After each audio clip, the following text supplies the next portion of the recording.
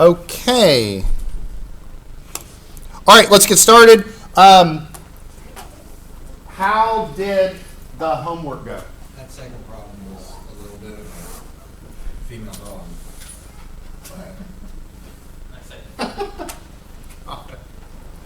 It was more than a doozy. It was more than a doozy? Yeah, it's pretty rough. I'll say this, that's the most difficult homework assignment this semester. Really? Yes, I personally think so. Simply because of the algebra and all the alphabet soup. I actually have a question on the second one. I don't know if it's my integral is wrong, but I got my integral at the end.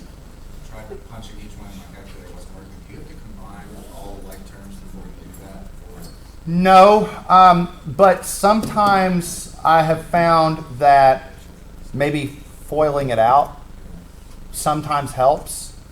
I'd have to see. I mean, it was a long setup, and I tried doing each one individually. The other thing, and I'll tell you, it's rare, but sometimes I find that, so the Casio and the TI are basically clones of one another. The TI 36X Pro, they're basically the same calculator.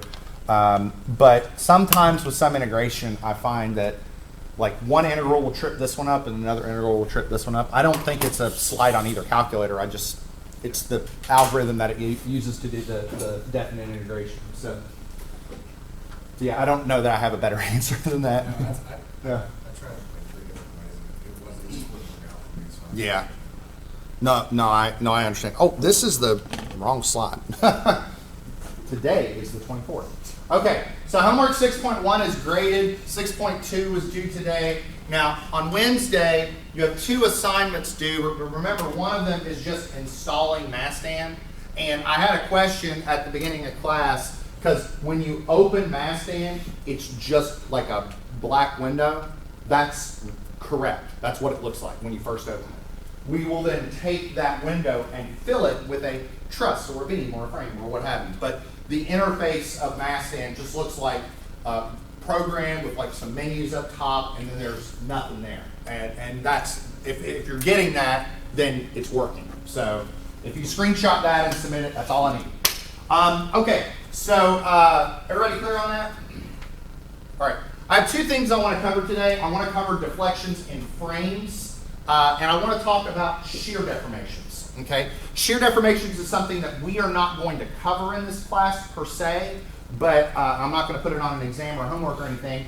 But after today, I think you'll see that it's just another thing that you could do, and I want to show you when it matters in the real world. And the spoiler alert, it matters when your beams are sufficiently deep. Okay, and you'll see that here in a second. How many went to the tour on Friday? Just curious. So shear deformations mattered on that bridge, I can tell you that. So those beams were deep, and you'll see what I mean. Okay, let's get into virtual work. Oh, help if I go to the right presentation. Okay, so just to make sure, again, we're all on the same page, this is what we're talking about. We're talking about the method of virtual work, where we collate a series of real functions and virtual functions.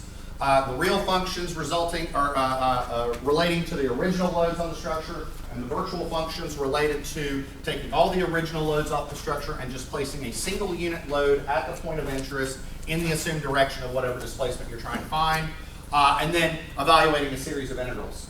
Now, I want to state this a little differently than I've stated it before. What I'm doing in this formula and in this process is I am considering only the deformations that result from moment, okay? And we know already that that's not always the case. For example, did we use this equation for trusses? No, because for trusses, the only deformations that we considered are those from axial loads. So instead, maybe what I'd like to do is generalize the method of virtual work, okay? So if we're looking at beams, we're only considering the flexural component. But generally, for some arbitrary structure, really what we have is this, okay? This is a lot more. So if we're talking about some random arbitrary structure, theoretically, we should consider axial deformation. So look, the integrals of little f, big F over EA. And if those terms are constant, we just do FFL over EA. That's what we did for trusses. Here's what we're doing right now for beams. Little m, big M over EI. But we could get nuts with it. What if we had elements that were twisted, okay? What about little t, big T over GJ, right? Remember that from deformables? The angle of twist is TL over GJ. Y'all remember that? So we could handle torsional deformations. We can also handle shear deformations. We'll talk about that near the end. We can also handle what happens if we're taking an element and subjecting to a thermal load, a change in temperature. Could we have thermal elongations? Well, of course we could. We could take this and we could generalize this process pretty straightforwardly. Typically, what we do when we compute deflections, though, is we only consider the terms that are relevant. So, for instance, when we analyze a truss, remember we make some inherent assumptions about truss behavior. We assume that the centroids of the members coincide, that there's no friction, that they're pin joints, that all the loads are applied directly at the joints. And those assumptions tell us that the only thing we have to consider is axial deformation. But if it's a general structure, theoretically you could have all of them. So for example, if you look at a lot of your higher end finite element codes like ANSYS or Abacus or whatnot, and when they formulate elements, they just consider all of them. And if you don't apply the associated loads, then those terms go to zero. But the software codes and whatnot need to be able to handle all of this, okay? If we're talking about frame structures, really what we need to be considering are all three. We need to be considering axial deformation, flexural deformation, and shear deformation. And when I say we need to be considering them, we need to look at how they would affect the answer. We're going to see today how for just about any frame that you could ever think of analyzing, axial deformations are just not going to matter. And the easiest way to explain that is just do a problem and you'll see what I mean. Shear deformations might matter, okay? And I want to talk about that a little bit later, but we'll see what I mean when I say shear deformations might matter. We're going to do the process the same way. We're going to do a real structural analysis and a virtual structural analysis. Only instead of applying the method of virtual work, instead of just considering flexural deformations, we might consider flexural and axial, or flexural, axial, and shear. A lot of times software programs will actually have a little switch that'll say, do you want to consider shear deformations or not? And so if you're doing the problem by hand, and there's a slight difference between what you're getting and what the software program is yielding, try turning that switch on and off and see if they match. And that might actually be enough, but we'll get to that here in a little bit. What we're going to find is that the axial effects we can usually neglect. And the only way to explain that is to do a problem, okay? So I've got a problem here, and I want to look at this two-member frame, and I want to also try and utilize the tools that we've learned in our previous lecture to try and make this problem as simple as possible. And I want to look at determining the vertical deflection at point A using the method of virtual work. And we're going to do this two different ways. We're going to consider only flexural deformations, then we're going to consider axial and flexural deformations. And I'm going to show you how the answer changes from one option to another. And you're going to find not much. It actually is pretty much the same answer. But again, I don't want to get too far into it without actually doing the problem. So let me pull this up. Bless you. All right. And I'll go ahead and tell you I've cheated a little bit down here. In fact, let me go ahead and scroll down here a little bit. So what I've done here is I've got everything over here is going to be my real analysis, and everything over here is going to be my virtual analysis. And what I'm doing is I'm going to do both of the analyses side by side, just to kind of show you what's going on. Now I did do a couple of things for you in advance. So the first thing I did is I put my real structure here, and my virtual structure. My virtual structure, I'm looking at the vertical deflection at A. I'm assuming based on this that A is going to deflect downward, so I put a downward unit load. And the other thing I went ahead and did is I computed the support reactions for you. I just went ahead and did it. I think by now, hopefully we are good on computing support reactions. Is that okay? Okay. So I'm going to give you a sec to jot this down because I want to delve into this. The other thing that we're going to do is we're going to try and be smart about how we do our analysis. And you might say, what are you talking about? You'll see what I mean.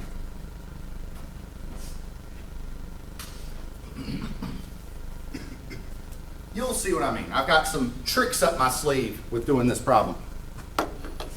So I'll give everybody a sec to jot this down.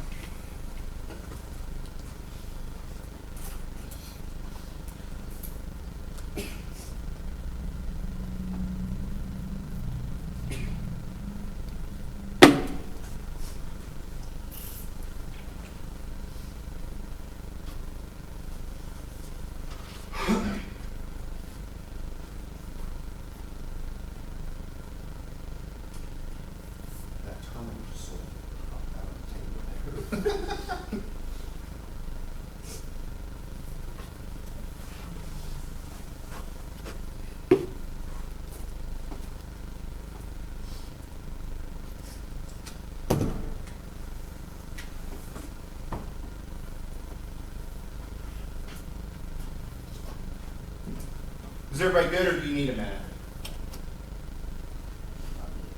Probably a minute? Okay, I'll give you a minute. But is everybody okay with conceptually what I've drawn so far? Hopefully this isn't all that confusing.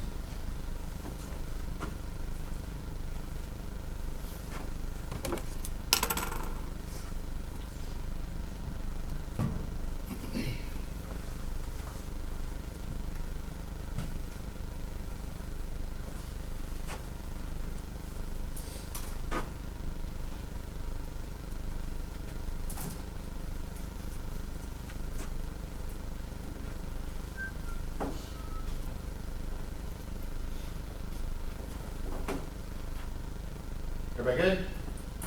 All right. Okay, so the first thing I'm going to do is I'm going to need to identify some coordinate systems, and I'm going to need to cut some sections. Now, what you've got to do is you've got to be consistent from structure to structure. Okay? So the first thing I'm going to do is I'm going to try and define coordinate systems from the free end. So I'm going to have one coordinate system that goes like this, right? So we'll say that this is x, and I'm going to call that x1. So this is going to be like x equals 0, x equals 1, x equals 2, x equals 3, all the way to x equals 10.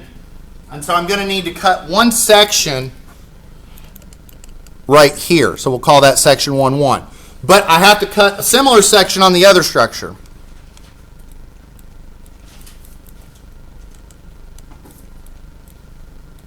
Okay?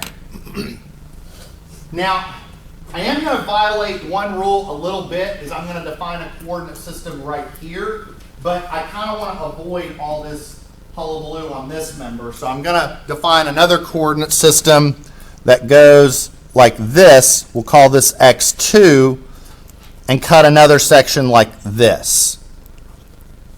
So, again, I know that violates my rule a little bit, but I think with this problem, regardless of where I put that coordinate system, I'm going to have a little bit of a mess to deal with either way. So I'm just putting it on that far end of the beam. Okay? So for each problem, I need to cut a section, and I need to evaluate the internal forces that are going on. Now, in order to do this problem simply, I'm going to do it in a little bit of a different order, and I want to show you something. Okay, let me scroll down a little bit. I'm actually going to do the virtual section first. And I'm going to do section 1, 1. And we're going to say looking downward.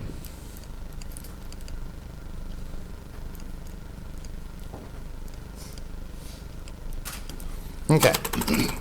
So here's section 1, 1. So I'm cutting, samurai sorting or lightsabering through here, and I'm looking down. So what do I see? I see... here's the member, and the only thing I see is 1.0. This dimension here is going to be my x1, and here's where I cut the section. Okay?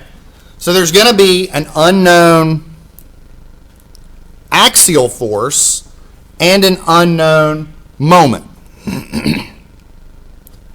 Okay? But can we just look at this and see what is my little f going to be? If this is 1 down, what's little f going to be? 1 up, right? And what's little m going to be? Well, hold on.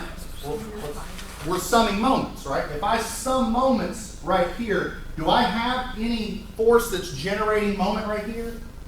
Is the little f generating moment? Is the 1 generating moment? So what's little m going to be? 0, okay? So what I'm going to do is say that here are my results from this analysis.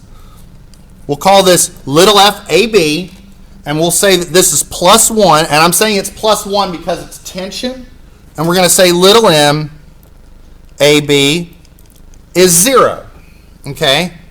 Now, we're going to say that this is valid from x1 is 0 to x1 is 10. And that's the result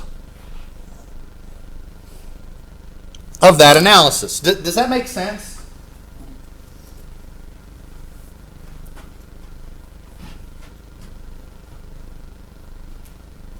Is everybody okay with that? Now let me show you something.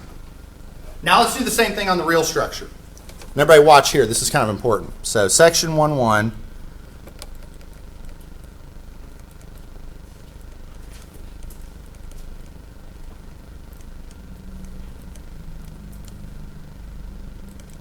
All right, so now let's draw this structure, or this section cut.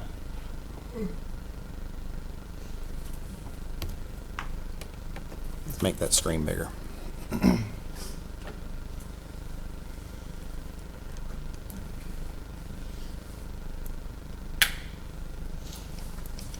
All right, so now we have this right here, x1.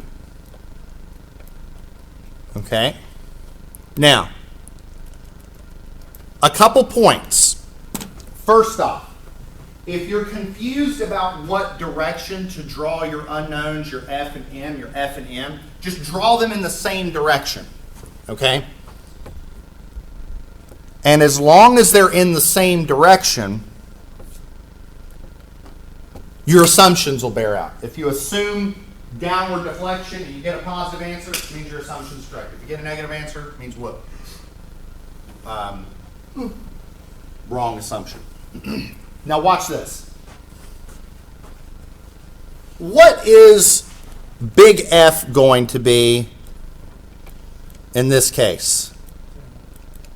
10 up plus 10. Now watch this. Everybody watch up here.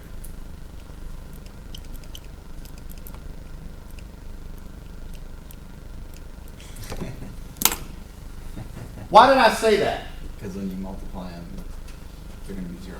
Exactly. What am I going to do with these functions? I'm going to integrate little m times big M from 0 to 10. But this is 0, right? So what's the result of that resulting integral going to be? 0. Who cares what MAB is? I'm actually not even going to bother with it. I don't care. It's 0. So the resulting integral, that is. So do you always recommend solving the virtual one first? To see if that's the case, because it's more likely, or based on the way you draw, you'll know. That's a really good question, and so I'll give you my engineer's answer. If you're only solving for one deflection, yeah.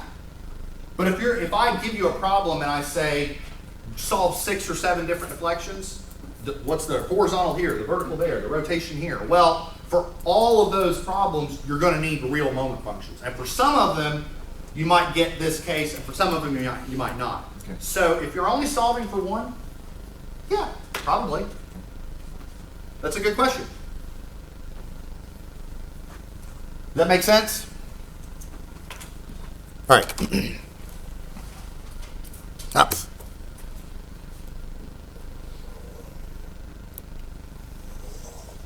Okay.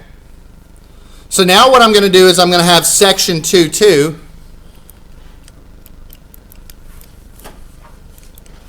And we're going to look to the right.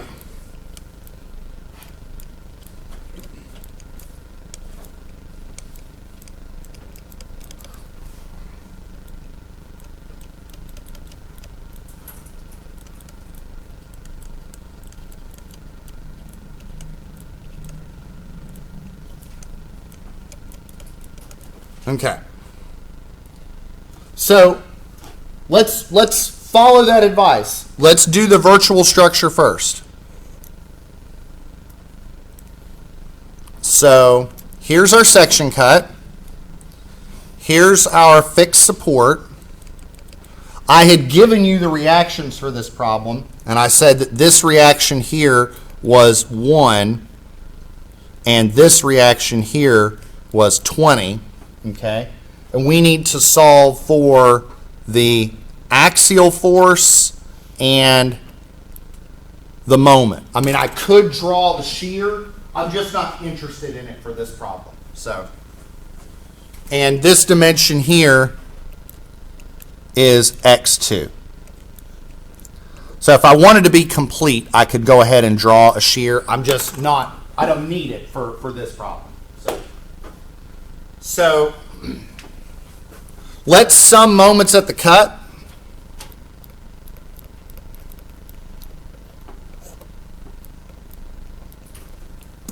So I've got M, right, which I'll call this MBC because that's the member that we're looking at. And then this way, so let's see, what do I got? Let's be diligent, okay? So I have two things contributing moment. I have the 20, and then I have 1 times x2.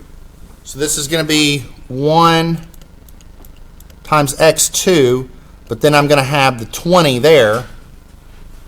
So ultimately, I'm going to have MBC plus 20 is x2. So therefore, MBC, hold on, that is messy.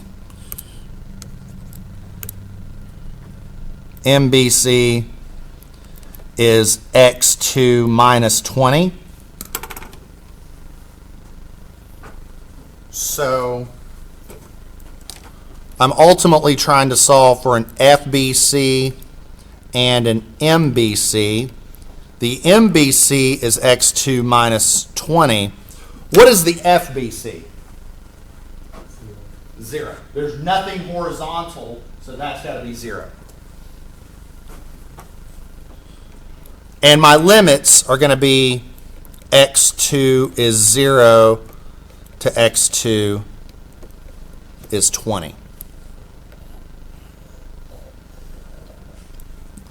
So what are these results going to tell me about my goals in this analysis? Like if I got a little f of 0 over here, I'm not going to care about what the big F is. I don't care. So now this moment function is going to be a little bit more involved. So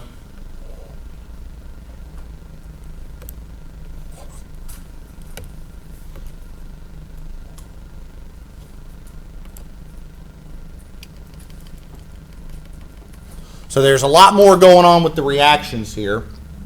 We have 70 kips. We have a 20 kip. And we have a moment reaction of 600 foot kips. And we have this distributed load. Again, I need to lower that a little bit. Here's our section cut. Again, what we're interested in is F and M. Notice that my unknowns are drawn in the same direction. Got to match those. And again, if I wanted to put a shear there, I could, but I don't really need it. This is 3 kips per foot. So I'm going to idealize that as 3x2. And then that moment arm is x2 over 2. That distance, x2. Did I do that too fast, or is that good? Is that okay? Okay. So we're going to sum moments at the cut. Same deal.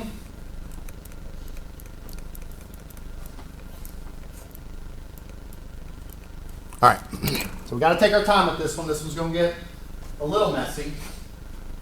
We don't need to consider the F or the shear, but we do need to consider the M. So we'll call that MBC. All right. We do have the moment from the distributed load, right? So that's 3x times a moment arm of x over 2.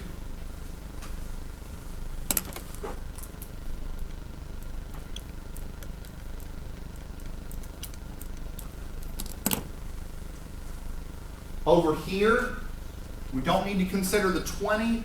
We do have 70 times x2 over here. We have 600 over here.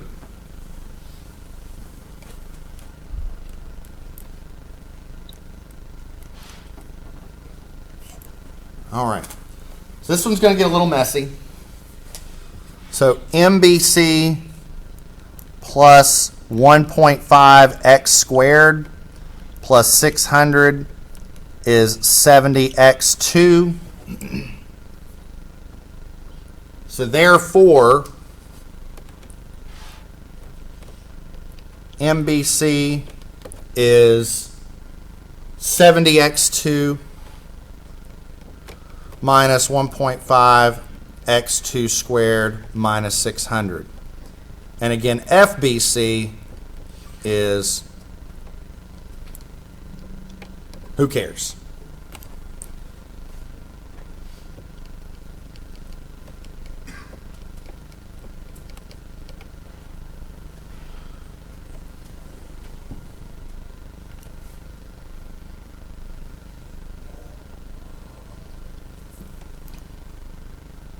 Wow, I didn't even draw that line.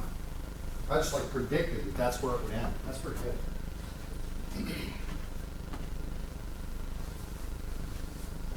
Okay, let me stop for a second. Is everybody okay with this so far? Is this going too fast? If it is, don't hesitate to tell me, where the heck did you get that value? Okay. So now what we can do is we can apply the method of virtual work. Okay. Do I need to stay here for a second, or are y'all good? Okay. So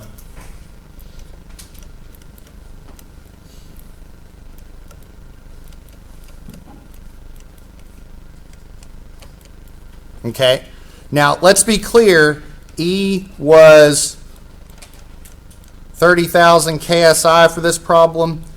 A was 4 square inches, and I is 800 inches to the fourth. Now, one of the things I'll say about this section has a really big moment of inertia compared to its area. I mean, it's only about this big around, and it's being subjected to like 20,000 pounds or 3,000 pounds per foot.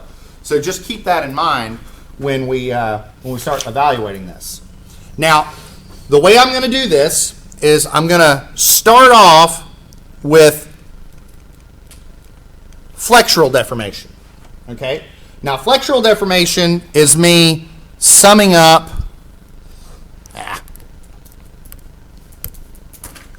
my little m, big M over EI integrals. Okay? That's what that is. Okay?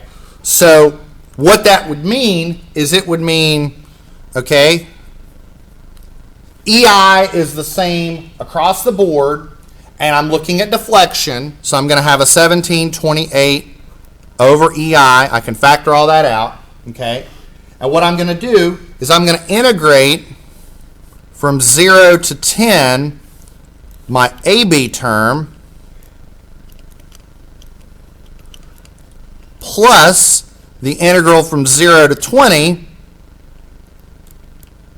of my BC terms.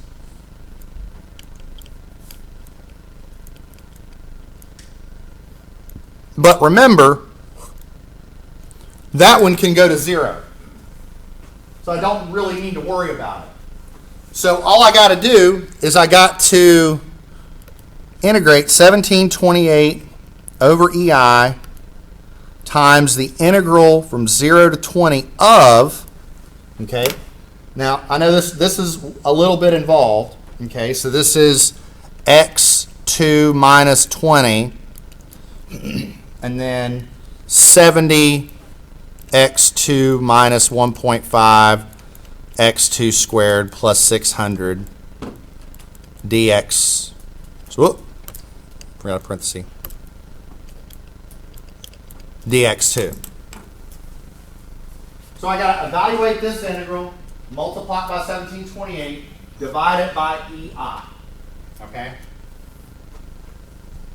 Are you okay if I just give you the result of that? Okay. It's minus 600, right? Yes, you're right. It is. I was writing that. I was like, something doesn't feel right about that. So when you do this, you get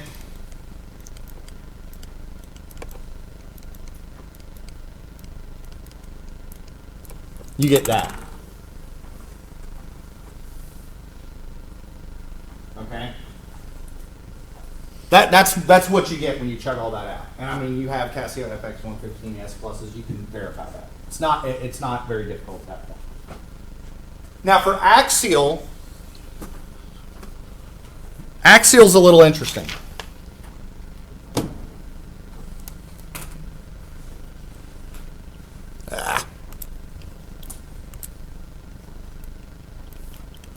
So watch this. Okay? So normally for axial deformations, what we would be doing is this. So we would be summing up little f, big F over EA integrals. But the little f and big F's are all constants, right? If you integrate a constant, you get x, right? And x evaluated from 0 to L is just going to be L. So instead of integrals, I'm summing up just those terms. Okay? So this is what I'm summing up. So what that means is I'm summing up little f,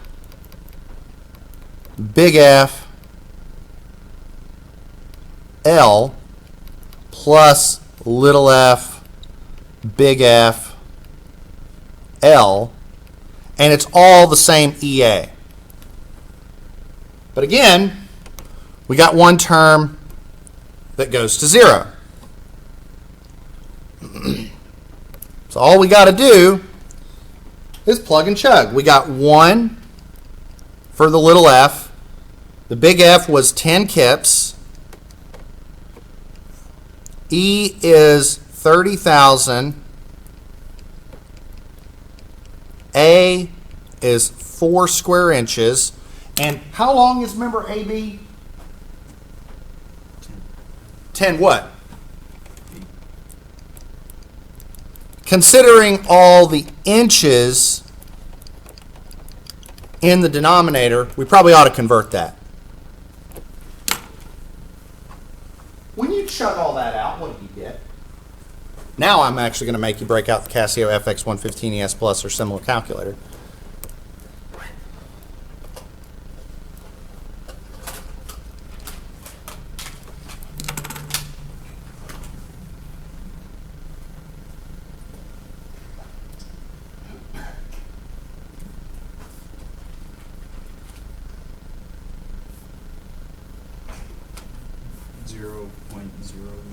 .01. Do I have a second?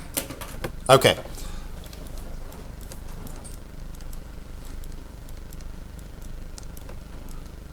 So what does this mean? Here's what this means. Okay? Considering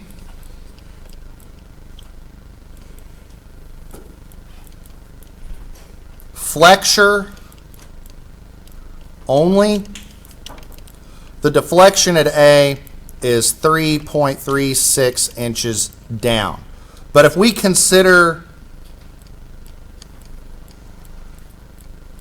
flexure plus axial, the deflection at A is 3.37 inches down.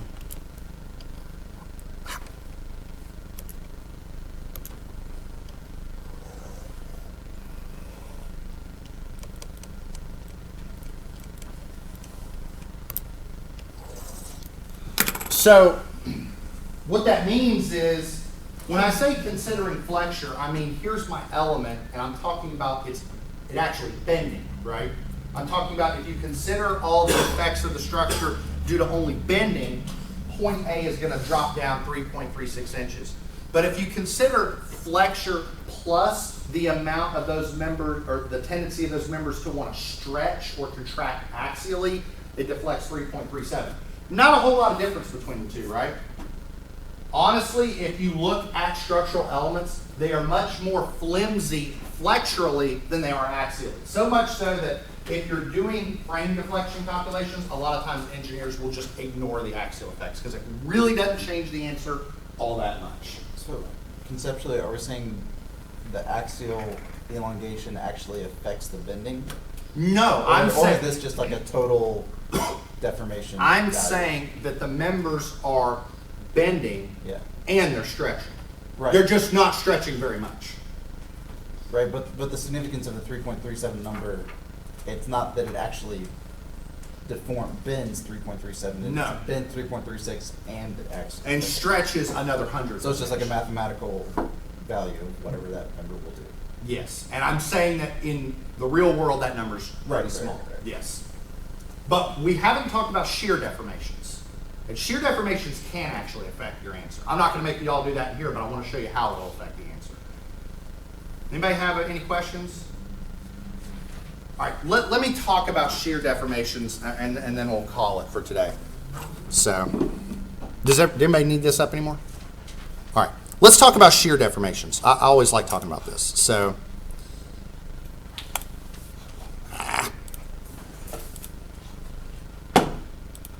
okay. So, let's talk about shear deformations. Flexural deformations are just that, an element bending, okay? Shearing is what happens if a beam does something like this. Like it doesn't bend, but it actually changes angles. It shears. That's what a shear deformation looks like, okay? If I have an element undergoing a shear deformation, it looks like this. Now, if I wanted to compute the effects of shear deformation, the method I would use would be something like this, okay? It'd be a similar integral. Instead of looking at little m's and big M's, I'm looking at little v's and big v's, okay? So what do I have? I have a shear function from the real loads, and I have a shear function from the virtual loads, okay? Same process. Place a single load in the assumed direction of displacement with a magnitude of 1 at the point of interest. Same process, okay? Now, a couple things that change. So number one, you're not dealing with the Young's modulus, you're dealing with the shear modulus. That's a lookup for any material. So for steel, the Young's modulus is 29,000 KSI, but its shear modulus is about 11,000 KSI. That's a lookup for any material. A is the cross-sectional area of the member, but there's this new term here that shows up called K. K is what's called a shape factor, and what happens is, and I'm not going through all of the derivation, but when you do all of the virtual work derivation for shear, there's sort of like some leftover terms related to geometry, and ultimately you solve for those terms dependent upon what your beam looks like. So for instance, if your beam is a rectangle, then that K value ends up being like 1.2. If your beam is a circle, it ends up being like 10/9. Most common, what we're interested in are things like I-beams. And for I-beams, the K value is just 1, as long as the area that you're considering is just the area of the web. So it's actually pretty straightforward. Now, first off, I want to talk to you about when shear deformations matter in the real world. The shear deformations tend to matter for beams that are really deep, okay? So what I mean by that, most beams are fairly slender, okay? So if you're looking at beams in buildings. Okay, so let's take some of the floor beams that go from, let's say, this column up here, maybe down here. Okay, that beam may be 20, 30 feet long, right? But it's only about probably 14, 16 inches deep. It's not very deep, okay?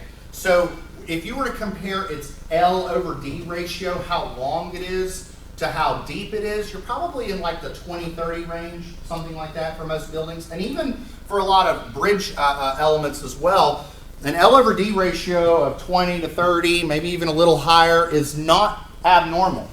But there are instances where your L over D ratio gets pretty small. And if your L over D ratio gets to around 10 or less, you really need to start considering shear deformations. Now, when does that happen in the real world? Okay, a couple of examples. So in the bridge world, what about this right here? Okay, this is a pier cap, right? Or the hammerhead pier that's supporting the spans. This is a cantilever beam. There's your fixed support, there's the beam. That is a really deep beam because it is seeing a ton of shear load for that short amount of span. So that's an element where shear deformations might matter. Another situation where you might need to consider shear deformations are what are called transfer girders. Okay, how many of you have ever been into or have ever been in a hotel where you've got a lobby that extends multiple stories, right? Okay, so the lobby extends multiple stories, but once you get past that story, now you've got your rooms and whatnot. Well, let's say there's the lobby right here. Suddenly this column has to support a ton of load on it, right? It's got to support a ton of load from everything up for the top of the building. So this beam right here is huge, right? It is very deep, okay? It's called a transfer girder, okay? Because it's got this huge concentrated load there. So a lot of shear. So in design land, and we'll talk about this if you want to take steel design next semester, you end up making that beam really deep in order to withstand those high shear forces. But there we go, shear deformations start to matter, okay? Let me give you an example to kind of illustrate this. So I have a beam here, and I'm just making some numbers up to kind of make the point. So this is a beam. It is a simply supported beam, uniformly distributed load of 3 kips per foot, and it's 25 foot long. We're going to say it's made out of steel, okay? And so for steel, the Young's modulus is 29,000 KSI, and the shear modulus is about 11,000, 1,200 KSI. Now, in order to do this problem, we're going to consider flexural deformations and shear deformations. So I've got a column for each, and we're going to need functions, right? So here's my real moment function, my virtual moment function, my real moment function, or my real shear function, my virtual shear function. Now if I were to do the integration, I would exploit symmetry. So I would only integrate from 0 to here and then multiply the integral by 2. Same thing for moment as well as for shear. But let's see what happens. Let's say that I use a W14 by 26, okay? So a W14 by 26 has an L over D ratio of about 22.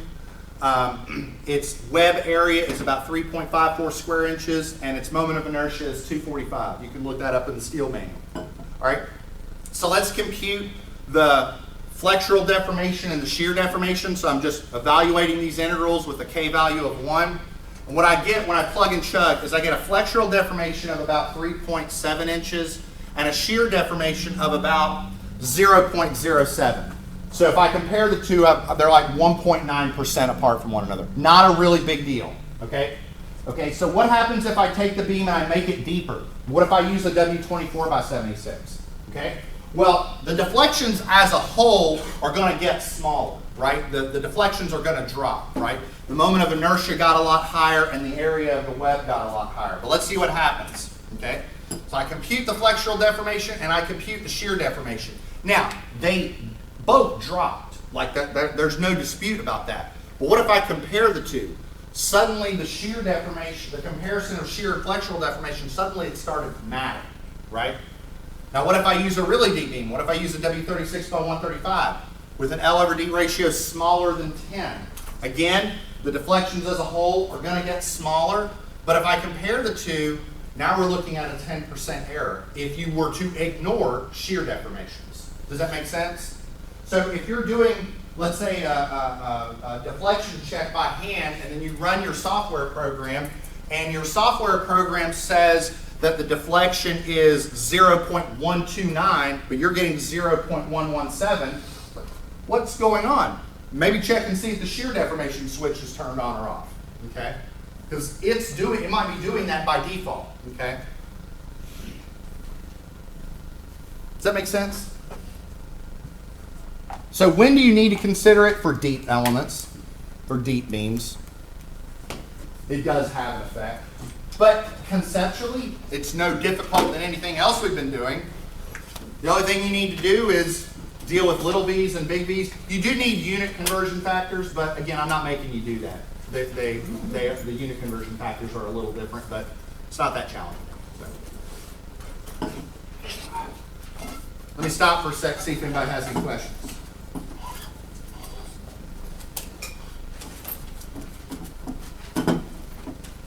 All right, so this is my, this is it for exam 2. Okay, everything on shear and moment diagrams, deflections, the moment function stuff, all that, that's exam 2. Okay, what we're going to do on Wednesday, exam review. So be prepared to ask for questions. To be clear, every lecture note should be posted and available on Blackboard, every one of them. So everything's there, including everything past the exam. If you run into issues with the mask hand installation, I'm not going to count it like late per se, but if by Wednesday at 11, if you weren't able to get it installed and you have a laptop, bring it to class and let's take a look at it, because I would like them installed and ready to go by Monday, because we're going to start doing mask hand analyses on Monday. That's all I have. I will pull up the code again, but I will see you all on Wednesday. Course schedule out today?